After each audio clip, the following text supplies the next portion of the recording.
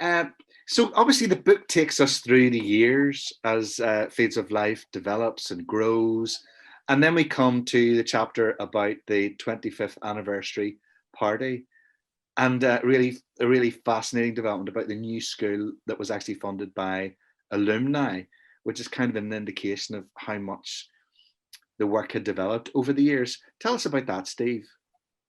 The Karamoja children are Mm. the photograph behind me that I got at a Fields of Life dinner. Ah, Um, that's the photograph. Yeah. yeah, Mhm. well, it's a painting that is Yeah. done from. It's not the children, sadly, in the school, but they're called the Karamoja children. I Yeah. think for me the interesting thing about the book was that I got to answer a lot of the questions I'd had from being in Uganda for 5 years. And when we went out at the start, Richard Spratt sent us to Arua, which was in the very northwest tip, miles and miles from anywhere. And at the start, I wasn't best pleased with the 12-hour journey. And then when I got there, I realized what a privilege for us to be almost pioneers up in that area. But I remember Richard saying to me that there were places you couldn't go to. So I was asking about safety, and he says, "Oh, there's places. Arua's safe enough." He says, "You wouldn't be going to Karamoja or over on that side." Now, Karamoja, therefore, for me, was just that was the place you didn't go. And so the excitement for me was not only were the alumni. So here is this double harvest because we have the harvest of the schools and now the alumni, the kids that have gone through the schools and are now adults, are starting to do their work on top of the work that Trevor had done. That was amazing for me.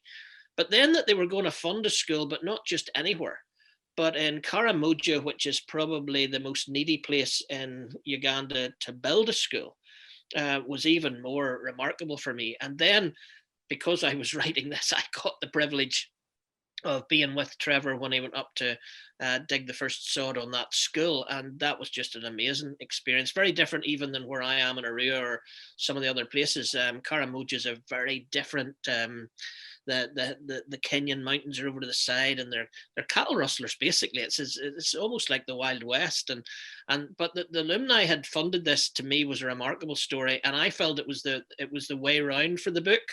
That the 25th anniversary and the alumni building a school was almost the place to end part one. Trevor can have somebody else write his next memoir, but it seemed to be a perfect place for this because this was a culmination of all those steps, and suddenly other people were taking brave steps to do things in the back of what Trevor had done. Mm.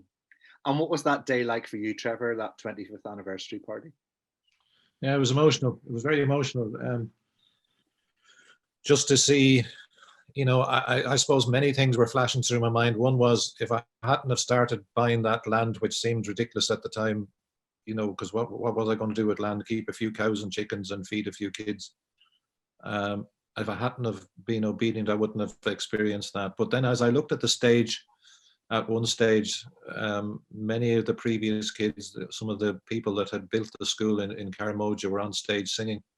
And I looked across to my left, as Steve talks about the two harvests or even three harvests. There was a group of children who had come from one of the schools to sing a song.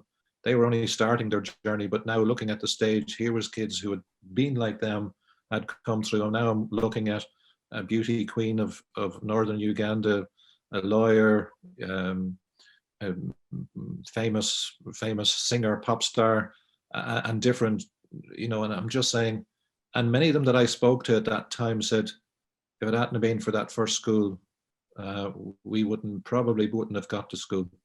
And I'm thinking, what would have been lost by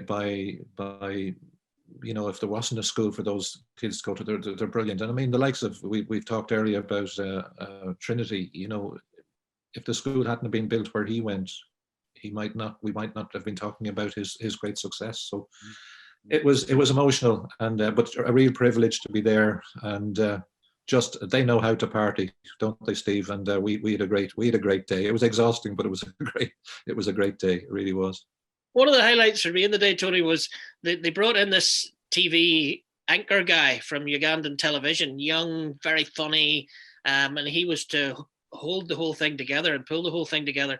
And at some stage of the day, it might have been one of the children's primary school groups that got up to sing, or it might have been one of the alumni who was sharing their story. But one of them, I think it was maybe Hope, was the name of the school. And the guy gets up after it, he says, Hope Primary. I had no idea.